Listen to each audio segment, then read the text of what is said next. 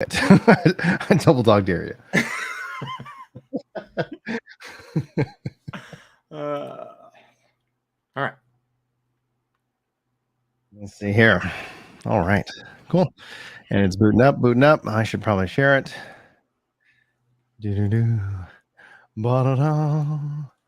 Hey, hey, hey. Oh, yeah. Mm-hmm. I need to be the same height as you. I could be taller than you.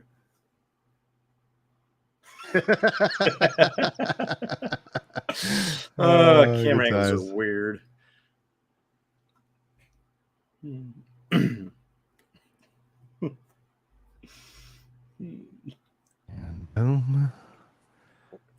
Boom. Brian's like an inch or two taller than me. I think your younger brother's taller than you, right? A little bit, yeah. Let's see here. Cool. Well, I am the tallest of my clan. Oh yeah, yeah. But I come from a clan of tiny folk. They're sneaky. I am king among my tiny family. My grandma's like 5 foot even. My grandpa was like 5'5". My mom's 5'2". My dad's 5'6". Wild. So I'm 5'11". Yeah. How did you pull that off with those stats? I'm also the only because I'm the non-ginger. So like basically I'm just their height plus a soul. Yeah. It's like it's a little extra.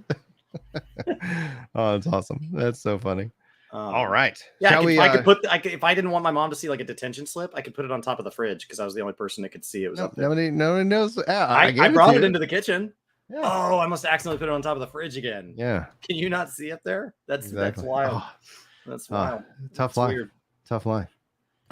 Yeah, I am taller than Chris, but barely. I'm 6 foot, so it's like you're 5'11", you said? Mm-hmm. Yeah. It's like supposed to your brother's like 6'1" or 6'2", and has clown feet. Oh, dude, his feet are this big, dude. My brother's feet, dude. Like I can put my shoes on and put them inside his shoes, and his hands aren't that much bigger than mine. It's just big feet. It's like a hobbit and a giant. Like don't know what they're doing. We got the big old feet. You got the tall body. Like So he's that's why we call him the Yeti. He got like a hernia trying to like change directions when he's running in football in high school. She got to change those big feet. Yeah. Your abs aren't meant to carry that load. Yeah. Like, what are you doing, man? Momentum, man. Momentum. Semi tires down there. Yeah. Oh my gosh, that's so funny. All right, cool. All right, thanks guys for the pre-likes on the live stream video and stuff like that. Hopefully you enjoy. Sure. Just know that I am medium in every way. Medium in every way. Just think of the word medium American white male, and that's me. I'm that guy. I'm exceedingly average. In every way. Every way. Sounds like a Mary Poppins theme song. Just a spoonful of average makes makes the YouTubers it should cringe. Be just direct over to our. It should just be right on our page. We're allowed to. Brian's change our page. Now he's probably on the other side for him. So that'll weird you out. Who knows? Who knows? Are you on the left or the right for you? I'm on the right. Oh, so we see the same. It's up to you. I wouldn't know how to mirror the tool. Like it's like okay. Cyril with the lurk again. Yeah, and I didn't know if it was smart enough that it made the viewer always on that side. That'd be wild. That'd be cool. And then if you guys lurk on the video itself, actually I could just share the link if you're interested. If you post a comment on the YouTube side, I can actually highlight it. Now, if they ever let us coast, like actually go multi-stream in the same spot at the same time, I actually can link up the tool and see both Twitch and YouTube for this. I love this tool. And we actually, I think I have a link not in the description at this moment, because I haven't really fully done the description of this this epic video. We've been doing these long form videos, which is just, it feels good. It's just here you guys go. We might chop them up. We might not, but you can. Ryan in their rocking chair out on the porch. Oh yeah, boy howdy! Back in my day, I remember Storm's coming. Oh yeah, it's gonna be a big one. I can feel it in my bones. Oh. So what we never really brought to YouTube is just us, like just being dumbasses. People, you guys don't ever play together anymore. I don't know that we played together when we played together. It's just dicking around. It's been a while. Like you watched me play Endwalker. That's like we have not like done. I did all the trials and dungeons with you for that. We're actually talking about because like I streamed the raids last night over on Twitch, so I'll be doing a couple more evening streams for Final Fantasy. I do New World on on Fridays. So for those of you who are looking at that, we have really New World's looking fucking good, dude. It's just looking good.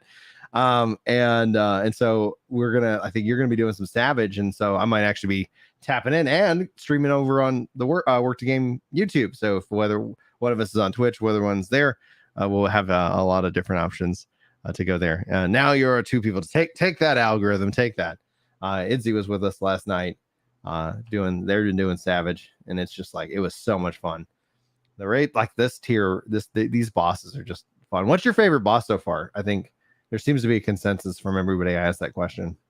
I mean, the first one, the music and the theming's amazing. The third fight, mechanically, was wonderful. And watching it in Savage, it looks incredible. Yeah. That's the consensus. It seems like a lot of people really enjoy Tree Boss. But story-wise, like I really enjoyed everything about the first fight and like the story around it and all of that, as opposed to getting into the final one. Like the second half of this tier was where they were just like, I was like, you can't do this many things this fast. It really accelerated quickly narratively. Mm-hmm. I liked it a lot. Awesome. Excellent. All right, guys, we got a lot to talk about. This is gonna be a fun show.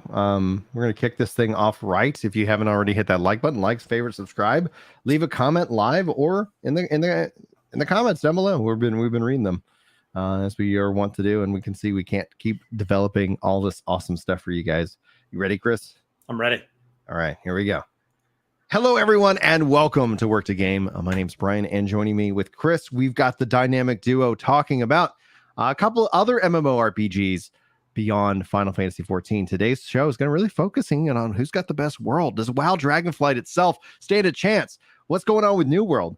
All this stuff we kind of teased in yesterday's show as we were going through this epic interview with the Yoshi P. If you guys missed that, be sure to check the channel page because that's just where all the videos and everything like these are. Let us know if you also want us to cut these things down. Yoshi P's interview really kind of fit well in 3 parts, but overall, like as a whole, definitely interested in any of your feedback. If you're joining us live, sound off in the comments. We'll feature it. If you guys got questions, we'll redirect and focus in on what you guys want these shows to become. But Chris, you are the WoW, player. I've tried, and the question is will Dragonflight be any different from what Shadowlands was? You've been following the news. You feel like they've hit the points that you set out to say, hey, should I return? So to catch everybody up to speed, you uninstalled. Like this was something that I couldn't even predict. I actively subscribed. Yeah. Like I saw time left on my subscription. Was like, keep it. We're done. But you're looking at pre-patch stuff now. We're getting into the hype season for World of Warcraft, Dragonflight.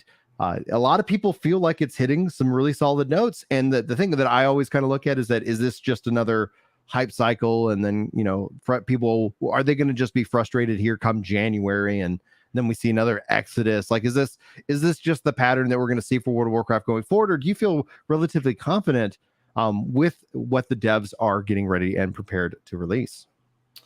So, the neat thing about the WoW subscription is it does include the classic. And so this week, pre-patch for Wrath of the Lich King launch. So they got a zombie event, and pre-patch for the retail version is actually a time where you want to already, in my opinion, be max level. So it's a great time to return if you plan to return for Dragonflight, because you can start chipping away at however many levels you're missing. If you're a new player, you've got some work to do, especially if you're wanting to do it like as a secondary or a third MMO, where you're doing it in addition to whatever else you're playing. So it's not getting your sole focus. You're just kind of like, yeah, I play it like one night a week for a little bit. Now's the ideal time to kind of return to WoW if your intent is to enjoy Dragonflight. What I wanted to see from Dragonflight was I wanted to see them admit openly and publicly that they had done things wrong, not just all of the ethical stuff surrounding Blizzard. That's an obvious, and portions of that looked like it needed to be solved more in court than in necessarily anything they did between me. I mean, there was allegations of like literal criminal behavior.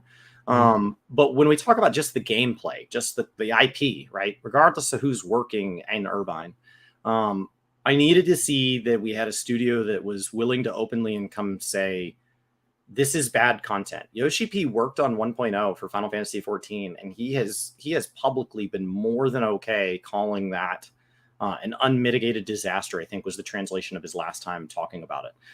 Something like that. So it's something along those lines where like he's more than willing to talk about 1.0 being a real struggle as content, even though he was in charge from like basically December of 2010, writing the ship, and he did a huge amount of effort into 1.0. So he gave it his best, and he's still willing to call it a mistake. And so it would be nice to see WoW admit that. And they've done a lot of that.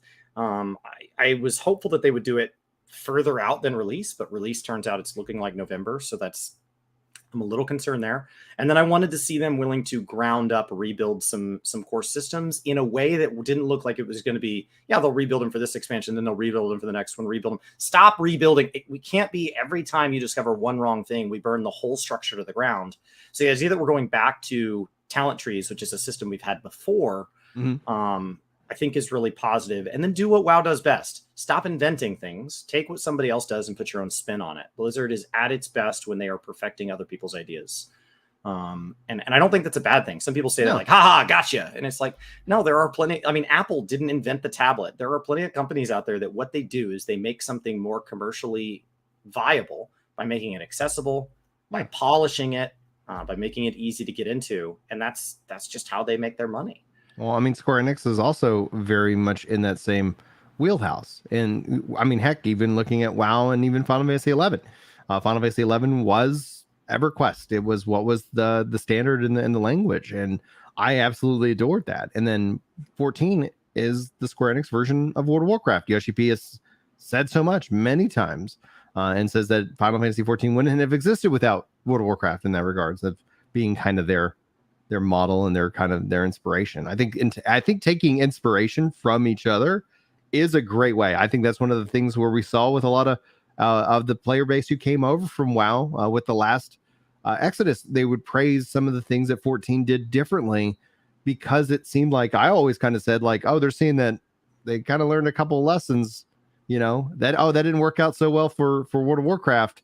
What would make it change up? And I think when the language I heard, I'm curious as your thought, is that like when we look at Deep Dungeon and we look at some of more of the Final Fantasy 14's optional endgame content, versus World of Warcraft's mandatory grind. And a lot of people felt like I had to do this, then do this, then do this, just to stay in sync and in line with everybody. And 14 felt like you could do that, or you could do that, or you could do that. You're Savage right now, and you don't do Savage. Right. Yeah. Like exactly. you can literally stumble into it. Yeah. Now I am technically Criterion prepping though, because they stated that like Criterion Savage, kind of taking into mind Savage gear score and things like that. So there is an added interest that I already had in that content to do this, but that's actually kind of exciting for me as somebody who doesn't want to hold people back. So it is going to be Pug. I'm not going to sit here like, hey guys, you got a static and here's my crazy schedule. But I think that's something that's going to be interesting to see if that actually ends up being true. Defender's already clearing 5. I think, the top groups are clearing 6 and working on 7. I think 7's going to be that wall. It's that third boss. But if you farm 5 and 6 every week and that's all you do, you're still getting Savage tokens. Yeah. Especially with your limited schedule. It's not like your plan was to clear all 4 fights every week anyway. So having 2 fights down, you could just farm those 2 over and over and you would get a pretty substantial increase to your item level for somebody that otherwise would be in tome gear and crafted gear.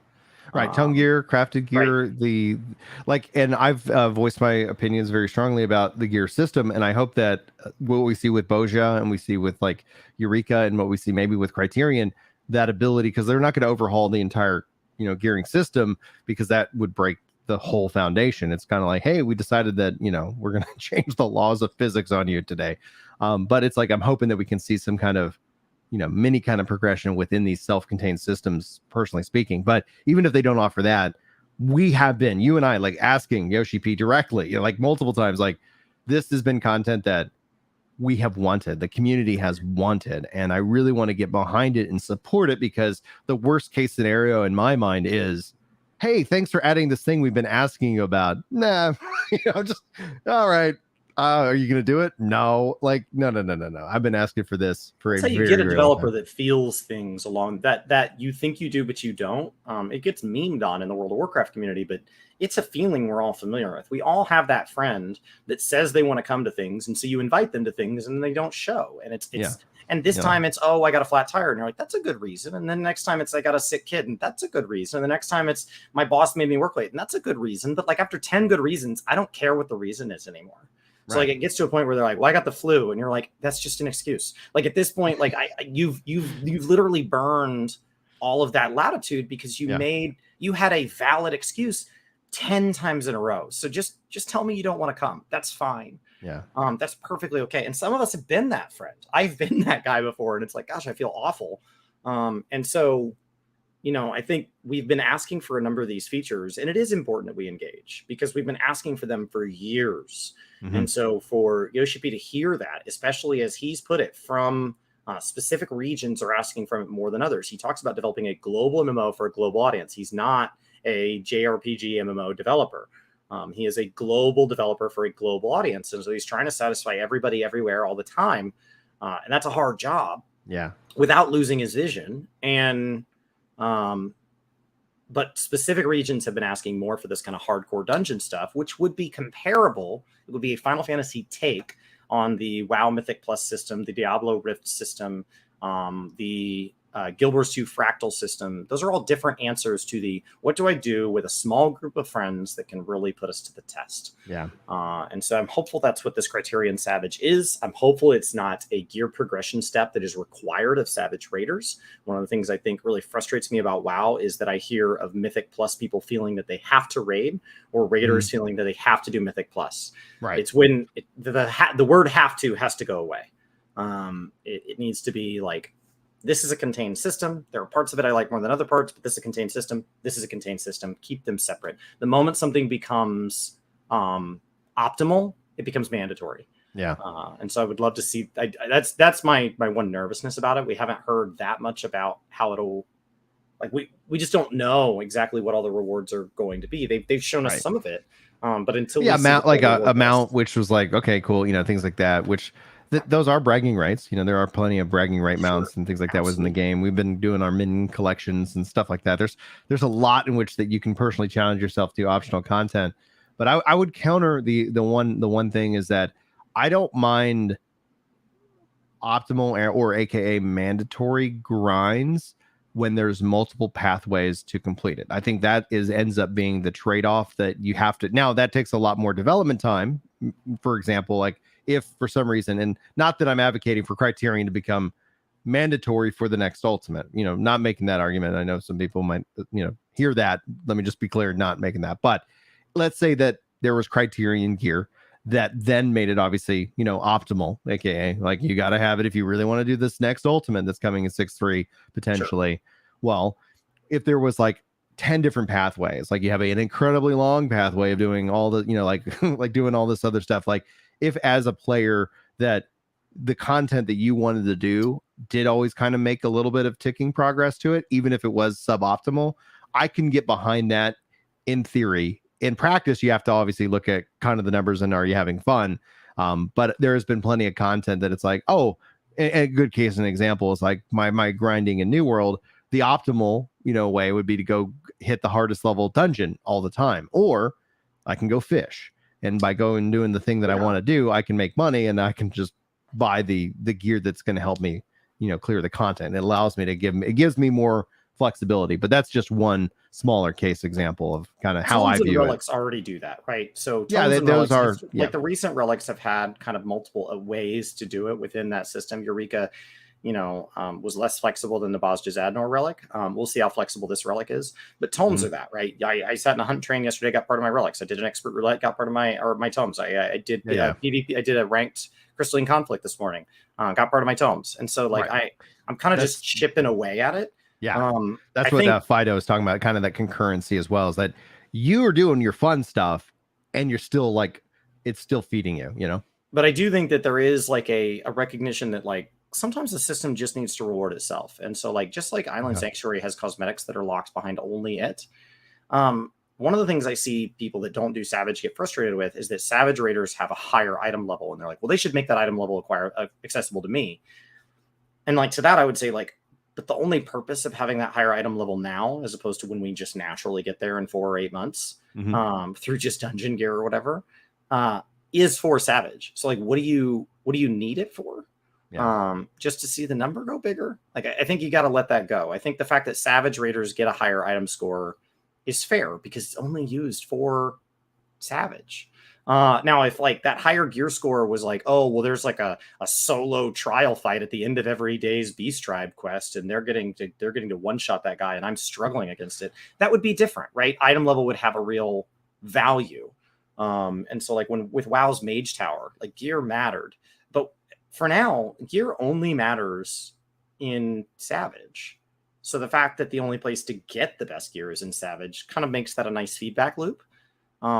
Much in the way that like Island Sanctuary is filled with a feedback loop. There is an expert crafting kind of component, but yeah. You know, and to your point, like especially in terms of time, like if there's a clock on the Savage gear, meaning you wait to the next expansion, you go in unsynced and sure, you melt it. You know, you're like, correct. all right, the Savage mounts are time gated. Right. It's all that's all just time gated. Right. That's amazing. I always wonder though, like, do you feel like that? You know, I do want to bring it back more to the Dragonflight here in a second. And I do want to thank some people before we continue on. But on that note, though, like, do you feel like would there be something that would be of value for the lack of time gating, special kind of timed achievement or something that you feel like, because that's something we can continually debate within the community itself. Like, okay, well, yeah, that mount was for a time period kind of like, hey, look at what I could do.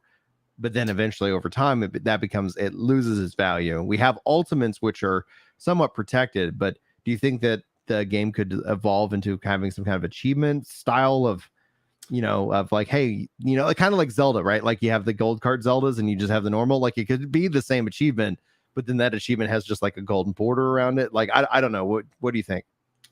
So WoW does this with their raids with an achievement called Ahead of the Curve. Which is exactly what it sounds like, right? You're ahead of that. Like, as long as you're staying ahead of the big tidal wave of content coming to wash over it and make it null and void, you get an achievement for that. 14 does this with their seasonal achievements. The seasonal achievements are one and done. So if you want to be the top number of achievement points on your server and you just downloaded the game today, I have bad news for you. You'll never get there because there's only like 34,000 achievement points available in Final Fantasy XIV, and the top ranked person on your server probably has 37,000 because they've been picking up 10 every seasonal event. That those just go away. I would love to see those move to like a feats of strength is how WoW handles that, so that you can go say, I want to sort that website by feats of strength, so that person can be the top. That's amazing in its own right. But also so that as somebody who downloads the game today, it's not like, well, you lose because you're new, idiot. Like, that doesn't feel good. Right. It would be really we don't have nice that actually happening in game too, though. So that's give them that opportunity to feel like I can chase them. But like if you're comparing to a friend, right? So if they look at I can look at your achievement pane. And so like if I go look at your achievement pane, it would be nice to see a number that I could catch.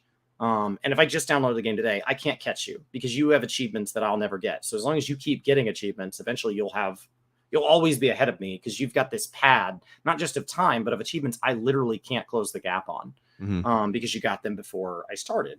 Or like with you and me, I have no idea which one of us has more of those because you and I we've both been subscribed since ARR, but we both skip seasonals. So like it's probably just a complete dice roll on who accidentally grabbed more of the achievements over the years. Yeah, I have some that you can't get from the from Legacy 1.0 there is stuff. some Legacy ones in as well. Yeah, so it's like there's always that aspect. Now, I want to get back kind of the Dragonflight, you know, especially like your thoughts on it, and here in a second. But I do want to thank Bring Back Fluffy for 14 months of support over on YouTube, and also Farmer Girl, Chaos Rider, and Book Boy over here on Twitch for their incredible and generous support. You guys make these things possible, so we really appreciate you helping to continue to fund what this is, the content that we like to make. So we cannot thank you guys enough. And with that, thank you. just guys, let us know what we can do for y'all. That's the goal here. But back to the concept of Dragonflight, though, because like I think that was a really good kind of dip into Final Fantasy and how it handles some of the content differently. You're talking about talent trees coming back to World of Warcraft. You're talking about like some of the lessons of borrowed power. Now, the thing you said when they showed off talent trees is that we won't know if this is a borrowed power system until whatever, like 11 point or 12, whatever follows Dragonflight, because if after that they're like, well, we did that one, now here's your new system that you need to go grind out for the next 2 years. How are you feeling about what they've stated personally about it? So, I mean, the fact that they're willing to do things like blend Alliance and Horde, the fact that they're willing to consider changing the timing on Mythic tells me that anything's on the table. And so from a chronic problems with WoW standpoint, that's a really good thing, right? We're willing to rebuild this, any part of this. The downside is they can also knock out a really structural pillar that's doing something good. The problem with a borrowed power system is that it's borrowed. It's that it's not mine to keep. And so I spend 2 years trying to learn it, only to then have to return that book to the library and get a different one and learn that one. Mm-hmm. And so the talent trees is this new book they're giving us, and they're saying, this one's not borrowed, you get to keep it. But I don't know that yet, because if in 11.0 they go, hey, give us the talent trees back, we're going to give you another book, then it just becomes a borrowed book. So it doesn't necessarily have to be some item that I grind AP into to be the same problem, where like we have complaints about the balance, we have complaints about lack of agency, we have complaints about the system. They make 1 to 2 rounds of updates to it and then they delete it. So I think the problem I have with WoW saying, like, when I try to stay current in WoW, which right now the way I have fun in WoW is I don't try to stay on top of the curve, is that like every time I feel like I'm staying on top of the curve, it feels like they just keep moving the goalpost. And then when we try to give feedback, they only take 1 to 2 rounds of feedback before just throwing their hands up. And can you imagine being in a relationship with somebody where, because this is what MMOs are, they're ongoing relationships. Yeah. And so can you imagine being in a relationship, like, with your wife, and you say, hey, we're trying to do better about keeping the house clean or something like that. She goes, great. We've been, the guys that have been mowing the yard haven't been doing a great job edging around the trees. Could you go take an edger and edge around the trees? And you're like, you know what? I'll do that. I've been noticing that in the morning when you make your coffee, you just set the coffee mug anywhere you finish it. Would you mind putting that in the dishwasher? And she says, sure. And you go, also, when I come into the bathroom, your makeup is everywhere. Once you finish kind of putting your makeup on, could you put it away? And she goes, 2 things. And she just throws up her hands and storms out of the house. You can't have that's not the basis for anything. You have to be able to have that ongoing conversation. Mm-hmm. And so that's what WoW feels like, is that they come out with a system and we're like, awesome. I like most of this. It feels like, Warlock's a little low. The grinding's a little bad. It's bad for people with alts, or it's bad for World First, or it's bad for casual, or something like that. And they're like, cool, we'll make some changes. They make some changes. We go, okay. You kind of miss the mark on Hunter. And actually the way it functions within this one particular raid fight's kind of funky. And I don't like one of the covenants. And they're like, whoa, that's too many. And then they just delete the whole system. Yeah. And so they never really get a chance to learn. So you have to wonder, how good would garrisons be if they had carried garrisons from Warlords of Draenor? They said garrisons took the same amount of effort as a raid tier. Imagine if they had allowed garrisons to survive into Legion and then into BFA and then into Shadowlands. How many iterations we would have had by now? It's possible those could have become something really good. But we never get to see something live long enough. We snuff it out as a baby lamb, and it just never gets a chance to grow and mature. So if WoW Dragonflight is a success and it really kind of hits a lot of these elements that a lot of people have had frustrated with the game for so long, and we're not talking about Shadowlands, we're not talking about BFA, we're talking about basically a series of just constant frustrations, one thing or the other, right? Sure. If Dragonflight is not that, if it is this bomb, if it is this return to form, what kind of impact do you see that actually having on the playing field? Because even with all the drama, even with all the lawsuits and the litigation and the law breaking, yeah. They do anything. Gosh, man! As he talks about, what a gift, man! And Twitch banned him as well. What a gift! What a gift, guys! Oh yeah, a couple million views. Thanks for that. I needed that in the algorithm. But what does the play the what does the landscape look like? We've seen plenty of people say that they've sworn off ever going back to WoW.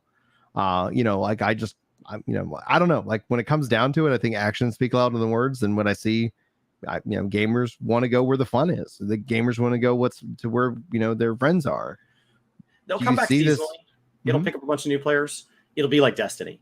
It's about trust. The problem Destiny 2 has is that Destiny 2 cannot maintain trust with the same segment of its gamers. It has a wide appeal, but it satisfies this group, and then it satisfies this group, and then it satisfies this group, and then it satisfies this group. And so there is a percentage of Destiny players that are always mad at Destiny. It's not always the same percentage. It's moving around. It's a moving target, but there's always somebody. Somebody's always pissed. Yeah. And so like WoW will be in that position if they, and that's a better position than they are right now, where they're just like across the board. Everybody seems to have at least one gripe about WoW. And some people are like, never again. And so like, it varies from like average down.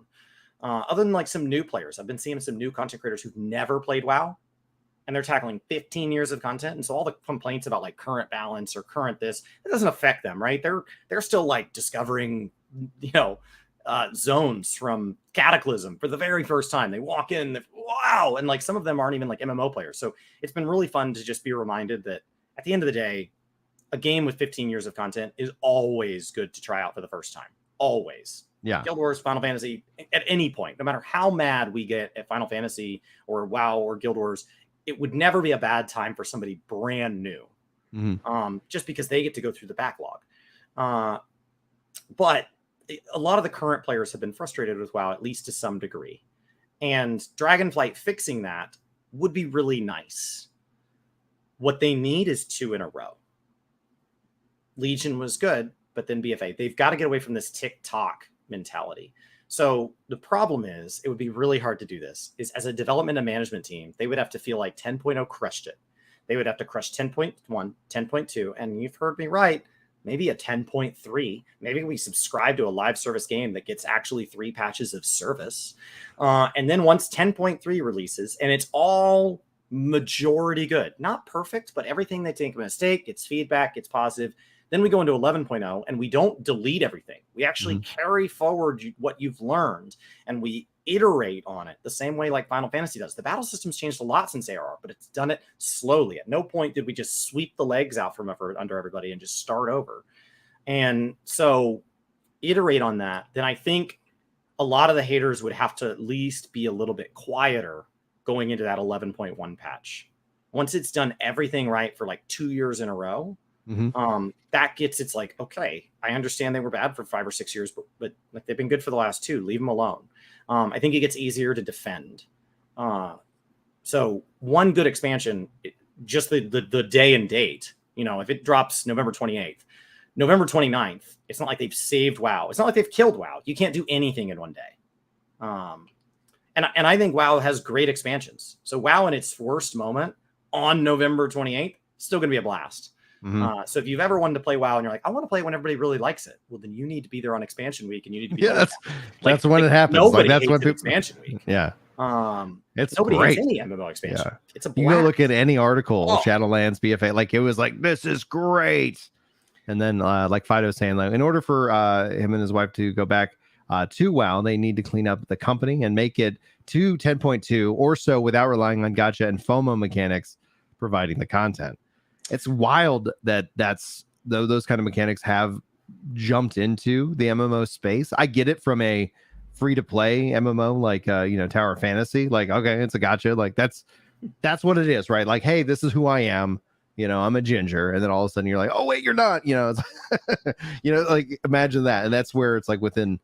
We've talked about it multiple times. Don't change the relationship. Like if you're going to be one thing, be that thing. If you're going to be a subscription-based MMO, be a subscription-based MMO.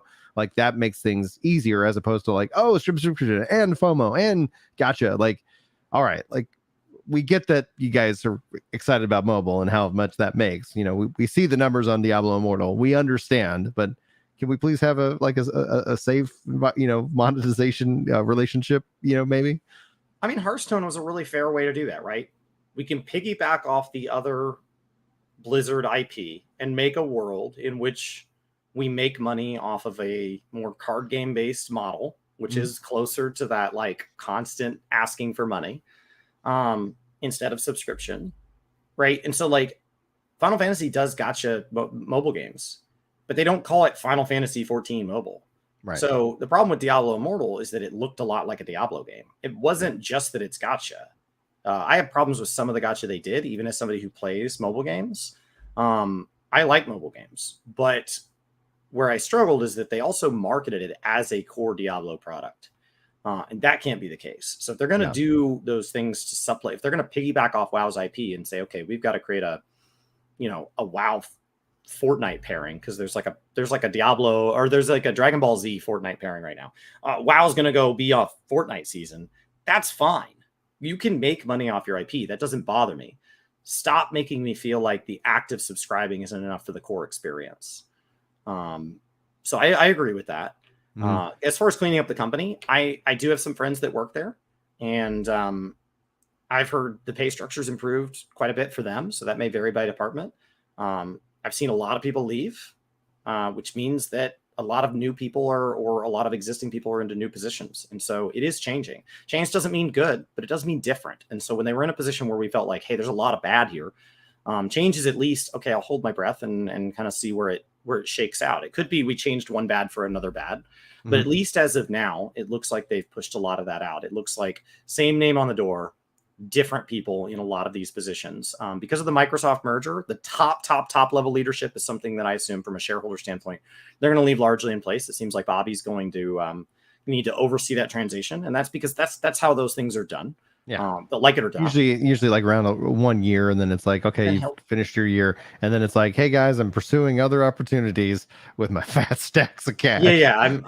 Oh my gosh, we're so excited for him to move to the next chapter of his life, and he's like, I thank you so much for yours, and I just want to pursue other opportunities and see where you guys go from here. And they'll say a bunch of nice things about each other in a form letter, and then he'll peace out on his yacht that has to be 10 feet longer to hold the giant pallets of money that he'll get for leaving late.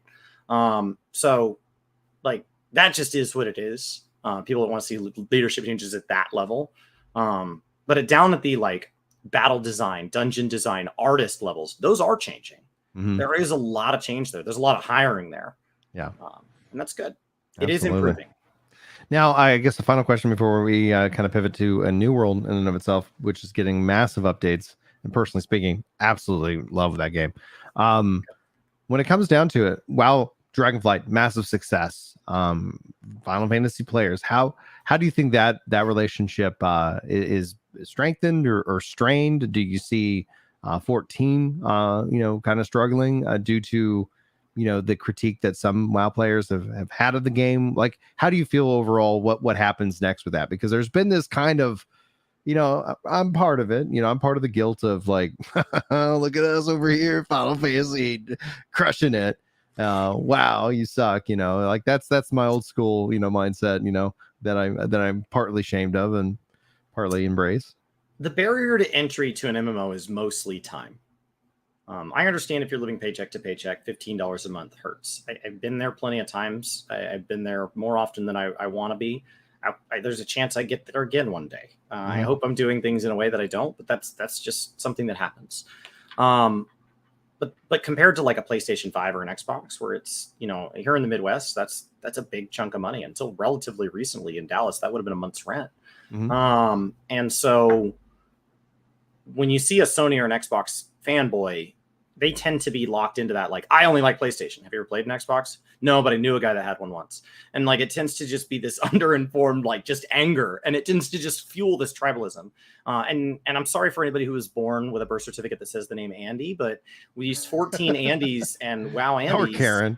I assume that their parents had to know. 20 years from now, people are going to dislike you. And so all these Andys, like, I will say at this point, a lot of them have either been ignored. You've seen publicly, you've seen like Asmongold go click and be like, this guy didn't even play this game. And so they've largely been drowned out. And a lot of people have given it an honest shot. And I've had friends from either side go give the other one a shot and say it's not for them. I know I think Sync Week made a really public display of going and trying WoW, saying, hey, everybody hates this game.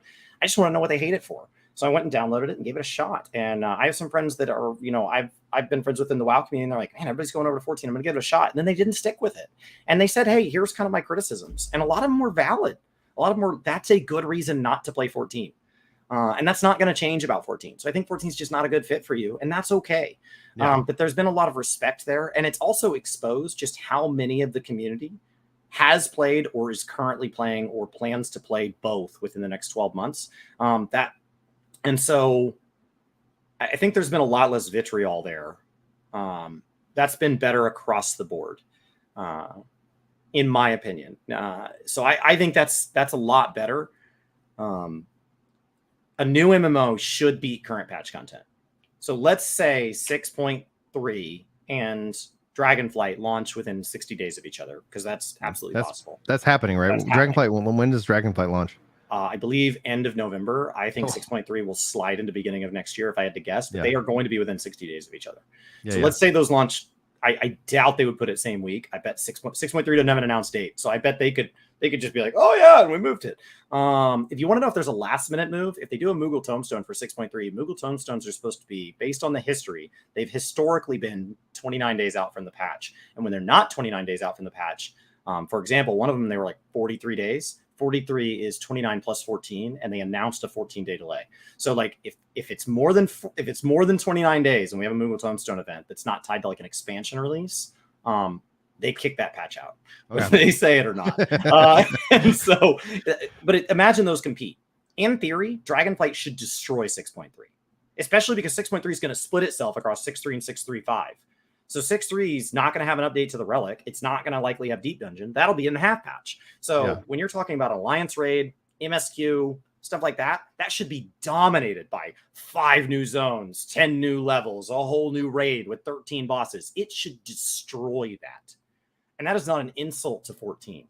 And so I think we are slowly getting better as a community, where the general majority of us are going to look at that and say, if you want to dip out for a portion of your time or miss 6.3 entirely, because maybe it doesn't end up dropping the ultimate, I don't know, then and go do WoW for 3 or 4 months, that makes a lot of sense. And if you come back for 6.4, that doesn't necessarily on its own mean that WoW had to fail. Maybe you were planning on coming back regardless, no matter what WoW did. So I do think we're going to see that mass exodus. It is going to get dramatized in the algorithm. But like, I don't think there's anything unhealthy about playing both games, or just playing more than one game. It doesn't have to be these 2 games. You play New World and Final Fantasy. Yeah. And on that note, like especially as we pivot into the conversation in New World, I've been having an absolute blast with the Summer Medley Fair. They've been adding in a lot of content, and they just this last week shown off what is coming next with both the new zone, Brimstone Sands, which from a theming perspective is Egyptian and Roman themed. This apparently was settled by the Egyptians sometime in the past. There was a war. Rome has also, kind of found this area and has since settled it. So you have a kind of a very, very Colosseum-esque and pyramid-esque kind of joining of these two kind of mythical, in this mythical world together. So from just an aesthetic, like I'm really excited to see this new zone, but to catch Chris up to speed, because he hasn't been following the game. So I thought it'd be kind of fun to update him, get his raw reaction and thoughts on this for you guys. You have a new weapon, the Great Sword, 2-handed weapon, coming into the game. So this would be the 3rd new weapon that's been added. It has kind of a stance dancing kind of mechanic to it, in which that you have, like if you put on your attacking trees, it's going to make you more vulnerable, but you can do way more damage. And if you use your defensive trees, you can have it and set it up as a tank build. And basically what the people who've played it hands-on is that, being that you can slot skills from either tree, if you do a skill that is defensive based, you go into your defensive stance. If you do an offensive skill, you go into your offensive stance. And so it's not like you actually press a button to switch trees, but you literally have that kind of flexibility with it. But they also are introducing an ultimate ability that you equip through a couple different runes. So, but depending on the rune that you equip will give you this ultimate ability that fills up over time and then allows you to do that. So from a build mechanic perspective, you still have the 2 weapons, and then you have this new ultimate ability. And I think that essentially from a gameplay perspective, beyond the new content they're adding, they're also redesigning their core new player experience currently up from level 1 to 25 now. So zones are getting some areas and some points of interest and some towns are becoming more city-esque and castle-esque. So they, instead of these kind of like little forts out in the middle of the woods, like, oh, that's now a giant castle town and things like that. So I don't know how yet that's going to play out in the lore. Like, is the world actually upgrading, or are they just gonna be like, and magically castles are here? We don't know. We'll have to wait and see how that plays out. Personally speaking, that makes me say I got to get these pages. I got to get the lore stuff and get it logged in to see if it does change, or if they are like, and then over the course of this 1 year, this is all that's changed in the game and the world. And so the update is scheduled to release in October. So my only concern as an avid Final Fantasy fan and New World fan, so please God, let the Final Fantasy update be at the end of the month and the Brimstone Sands be at the beginning of the month, so that way I'm not sitting here going like, and they both came out on the same day. Like that would be my personal nightmare. If you had to put a guess on it, when do you think the New World one is set to release? I would say 1 week into October, as long as it's ready. And I could see it going mid October, etc. But if it goes the end of October, then it goes to the end of October. So 615 was 56 days after 6-1. So 56 days after the launch of 6-2 would put us on the 18th. Yeah. I don't see it being shorter than that, because it should not be that much shorter than 60 days anyway, because it's supposed to be 2 months. So the 18th is the earliest that we move into the half patch for to get those Criterion dungeons and all that in Final Fantasy that I know you're excited about. Mm-hmm. Yeah, we'll have to see. I'll figure it out if it ends up being around the same time, but it's going to be, I think, pretty exciting. Now I see Fluppy asking about are they adding in mounts? So 3 kind of key pillars have been identified by the devs.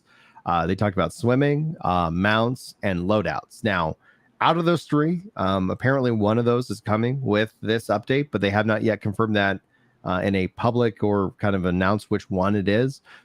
Speculation is loadouts, but obviously they've talked about like those other 2 things, and we do not have an ETA or a roadmap for that. But the fast travel improvements that they've made of the game just make it super easy and zippy to get around, because you also technically run faster on roads. So it's like if you run on roads, you're zipping along pretty quickly. Anyway, so in terms of that, like we get like new zone, more content, new dungeon, aka expedition. We've already just got the group finder. New World's gearing up to, I would venture to bet that we'll see a marketing push around this update. And the only thing that we do not know, and that Scott apparently has been teasing, is that they've got a really big announcement to come. And they don't, we don't know what that might be. And also we don't know when that might be. But I think that if there's marketing, if there's this, massive update, new weapon, and then if they want to sit here and talk about their vision for the future, like I think we're going to see a lot. Like we've already seen the numbers of New World continue to go up and up and up. Like people are returning, people are enjoying that, and then in fact that's actually one of the most searched things. Like, should you return to New World? And people are like, hey, I'm back. And so you play casually, and I obviously am like the nut. Like you play Guild Wars 2, like I play, you play New World like I play Guild Wars 2. Like it's like, yes, I have characters there. I spend time there, but I'm not like there all the time. Based off of what I just told you, what questions come to your mind? What concerns come to your mind? What would get you to actually recommend this game to your brothers? Because that's actually one of the key litmus tests that I actually have for New World when it comes to, would your brothers actually come and enjoy it? So my brothers are PvP driven. And so one of the problems with PvP is it is tied to their kind of like faction system. Anybody that remembers Final Fantasy way back, you used to only be able to PvP with your grand company before you could kind of do that mercenary stuff. In WoW, there is Alliance versus Horde. Until they started doing battle groups and things like that, that could get wildly skewed and could really kind of screw you. And so within New World, they've kind of tied themselves to this system as opposed to something like Guild Wars, where that's just like World v World gets a little goofy too, but the smaller PvP doesn't. So I would say for PvP, how are they kind of handling that as far as player population, as far as balance? I had heard a whole bunch of stuff about people kind of manipulating and griefing that system, where there was like territory taking, where people were doing mass reports and all sorts of there were just horror stories. And then with these Yeah. server merges, and I get paid out. Do I want to be paid out? They incentivize that too much, then I want to be paid out. But then if they don't incentivize it enough, now I just feel like you just took my territory for nothing, and it's just eminent domain. So as a game that's surged in popularity, fallen in popularity, surged in popularity, as the fact that they've tied it to multiple smaller servers instead of one big mega server, how do you balance PvP? So they've addressed this in some degree. Whether it ends up being successful, we have yet to see, because these updates haven't been made live. So territory control is kind of one of the key aspects that you're kind of hinting at. Now, in terms of OPR and 3v3 arenas, they've actually done a lot of work. But the problem we've seen in terms of balance is that the meta really has shifted to, you want to be in lightweight armor because it's take no damage dodging. If you can dodge out of bad and rather than taking heavy, but they appear to have been updating that, and we've seen them test out, like on the PTR and on this kind of media tour they did, was the heavy armor. Like, okay, yes, you can actually be competitive in a different variety of kind of loadouts. But territory control, they're looking at, because the problem they actually have right now with it isn't the changeover. It's that we have all this concept of shell companies. And so they're looking at kind of addressing the shell company issue, which has been within the community a major concern, because they basically have been locking out people from participating in the content. So it hasn't been a matter of balance. It just has been a matter of like a couple of, well-organized groups have prevented anybody else from being able to participate. Now, whether what they do is successful or not has yet to be seen. But in terms of that, though, they are actually adding in leaderboards for both PvP and PvE. That could be good and or bad. When it comes down to, hey, we were able to do X, Y, and Z, like, that's where you could see some kind of toxicity, just decide to kind of pop its head in and go from there.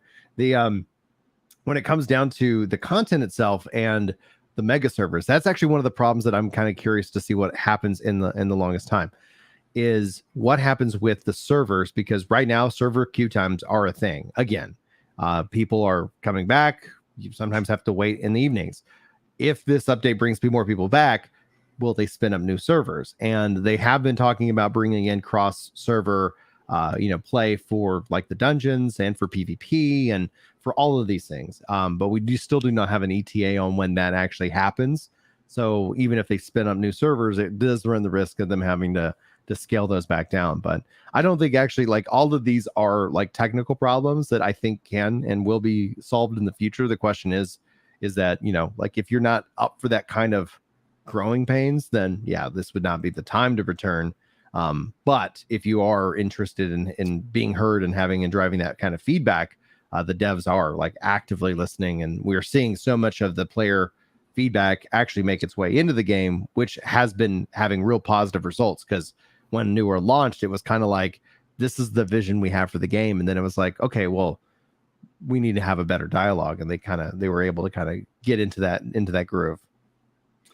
So that's going to be a big one. My brothers are very PvP focused. The next is like, how hard is it to get in and be relevant, right? And so like server queues does answer a portion of that. Mm-hmm. But like when it comes to, you both want something that's long time running. So on the long time running, I ask, like, when are they going to announce an expansion, and how far out will they announce it, and how often are they going to do expansions? As far as like big waves of content in addition to these constant updates. And then on the shorter form, how are they going to address the new player experience? Because Guild Wars, Final Fantasy, and World of Warcraft in the last year, through 3 different methods, have all 3 addressed or begun addressing their new player experience. But all 3 let it get to a point where it was a chronic, deep cutting problem before any of the 3 of them addressed it in a wide scale method, which means they actively pushed players off. In a game that's 6 months old, it's easy to hop in because nobody's more than 6 months ahead of you. But in the case of 14 or WoW, who's 15 years old, I think, 2004. So older than that, I don't know. They're old. They can vote in some countries, I think. And so and Final Fantasy, who is just celebrating their anniversary right now with the Rising. Guild Wars celebrating their 10th anniversary right now.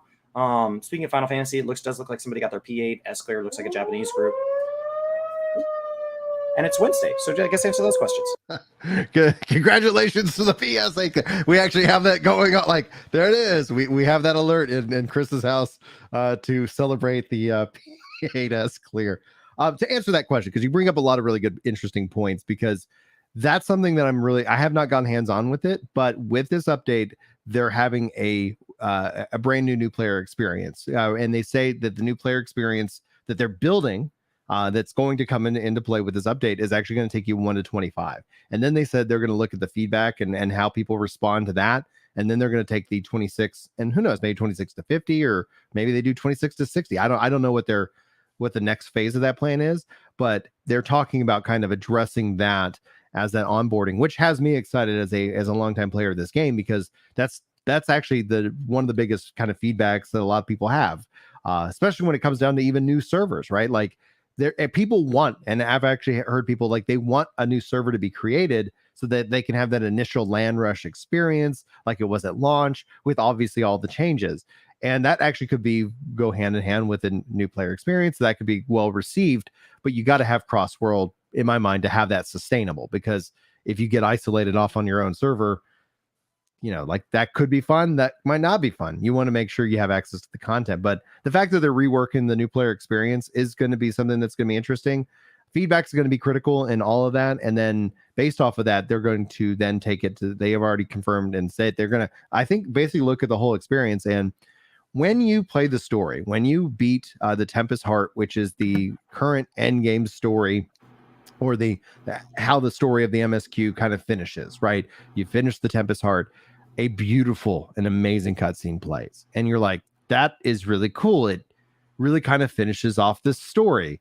Why isn't that also throughout? And I'm wondering to see if within the 1 to 25, if they start kind of bringing in that kind of style of storytelling, because you do have a story, but you have to go find the story. And yes, you have the Soul Wardens thing that takes you from place to place, etc. But if they actually have that hook come in early on and people kind of respond to that, I think you could end up having this like really beautiful narrative experience that sets itself up for like further chapters, and kind of sets a standard for how they decide to tell stories. It's not in game, it's drawn, it's animated, etc. But it's like they've put like in a lot of work. Cutscene? Yeah, exactly. The early Guild Wars cutscenes were more drawn. Yeah, drawn, but it's not like two characters talking side by side. It's like, okay, and then it's kind of narrated, and it's hey, some like the Harry Potter Deathly Hallows, like there's this like animated kind of sketchy. That's exciting. I mean, those are the big things that I think are going to make it hard to evangelize to people who have been kind of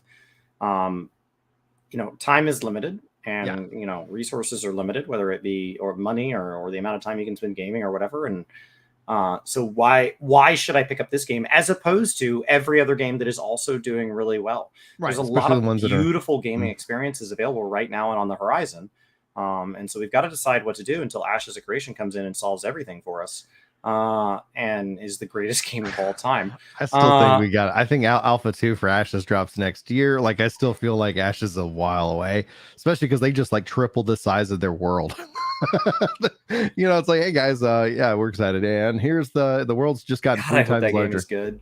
I really do too. I'm looking forward. I'm sad to see the memes die, but I hope the world is good. The Throne of Liberty also is on the horizon for next year. That's rumored to be published by Amazon. Amazon's really leaning into MMOs. Like, somebody said that the Star Citizen has been kind of their main game lately. And so it's been neat to see that move into a state where it's becoming more playable. Yeah. So I think it's going to be interesting to see, why would you play New World? I think one of the things is when you actually do, it feels there's something there. Like, I think that when you talk to many people, when you, like anybody I've talked to, even if they've quit the game, they end up, like, I always get the expression that like there's something here. Like, you can feel it like almost immediately when playing the game itself. And then the question ends up being like, we saw with Scott, like saying like, yeah, they were playing, they ran into a bug, within the quest line. And it's like, oh man, like as that stuff gets refined and fixed out, like I think essentially what New World does have going for it, and the reason why people should check it out, at least, especially if they already own it, there's no sub. Like, it's like, it is one of the best monetized games, in terms of a fairness and, setup, that is like, just update it, check it out, see if it actually is hitting the notes that you felt like it hit. And so there's still things and still work that needs to be done, but it's really interesting to see. And I think if anything else, especially as Amazon looks to build out their own MMOs as well and other games, like, this is just gonna be massive amounts of data for them to kind of say, like, by the time whatever else is next by the time, you know, like when we look back here in a couple years, it's like, I don't know, there's a special joy that I had when I played 1.0. And it's interesting to kind of talk to players who've come into Final Fantasy 14 at whatever expansion and then literally go like, gosh, I kind of wish I was there now. And that's essentially kind of like where I'm like, guys, New World's going to be around for quite a while. And just like how they're refining the new player experience, a part of me is like, I'm glad I had the experience I've had. I'm actually interested in seeing what the experience has been evolving to. And I'm excited that here in, you know, 5 years and 10 years that I'll be able to sit here and be like, yeah, like it was this crazy experience. Like, you know, some stuff would just randomly break. And then some stuff was like, holy crap, like that was really ridiculously fun. Like I can, you know, and that's where I think where it comes down to New World has a unique hook to it. Not that it's perfect, not that any game is, but it's definitely going to be, I think, one of the, like when we look at like top 5 MMOs here in a couple years, I think New World easily makes the top 5.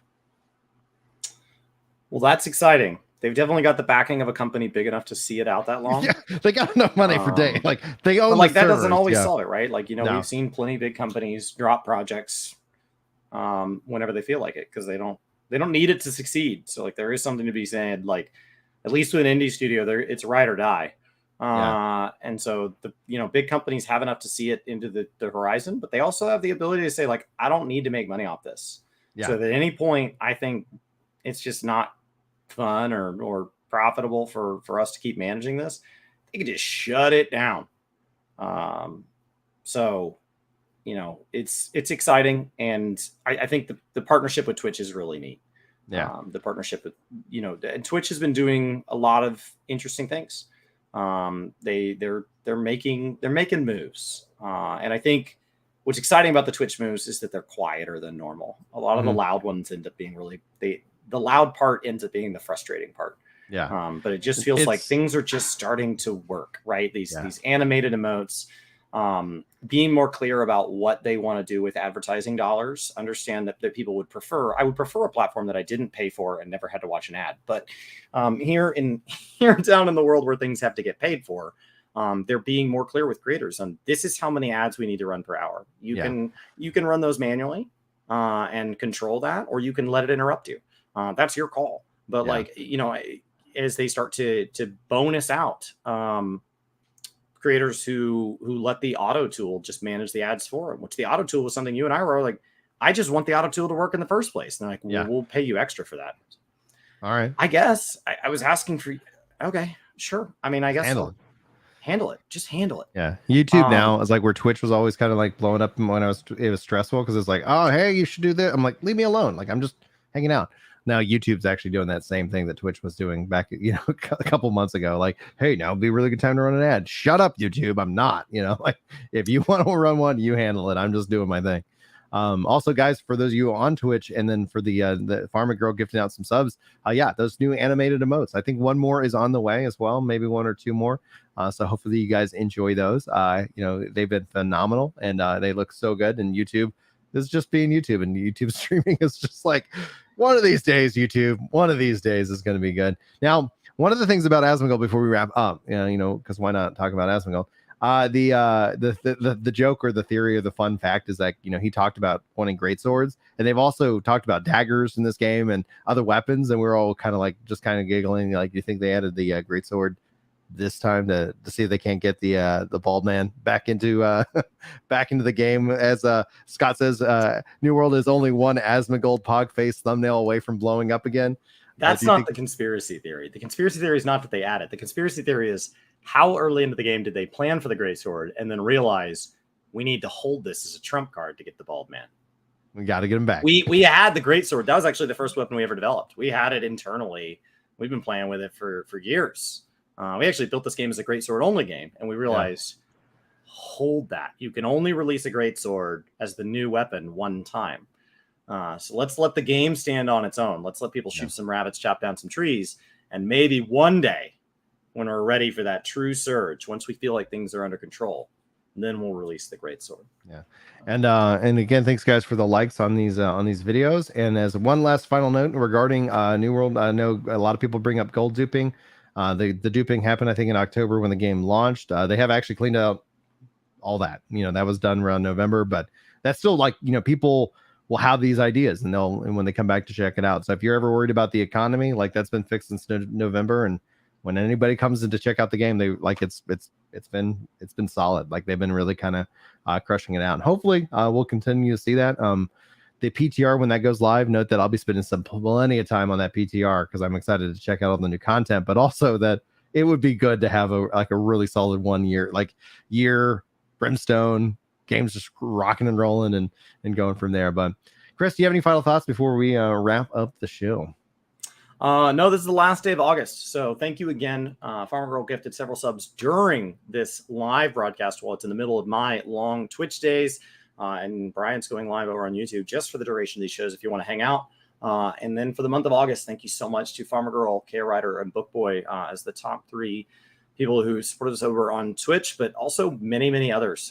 Twitch just chooses to limit it to showing us the 3, but I know there were others.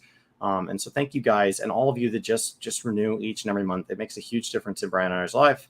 And so thank you. It makes all this possible. And so in September, as an answer to that, we're actually increasing the number of hours that we'll be streaming, doing things like this. I will be live 5 days a week. Brian will be live in the evenings on Friday, as well as some other days. We're actually going to be playing some games together. Yes. So we're increasing the total amount of stream content. And then I am taking the last week of the month off. My wife took a new job this year. And so we've been looking for a chance to take my first vacation since February, my first real time off, where it wasn't just like a weekend getaway. We're going to be, because this year is our 10th year to be married. So we wanted to take a vacation sometime during this calendar year, and the months are ticking away. I cannot believe August is over. I know, right? So next week I'll be let's bring on. We've had like monsoon after monsoon raining around here. So it's like, we have not. I live just far enough away from you. We're getting like a quarter inch. It's killing my wife's garden.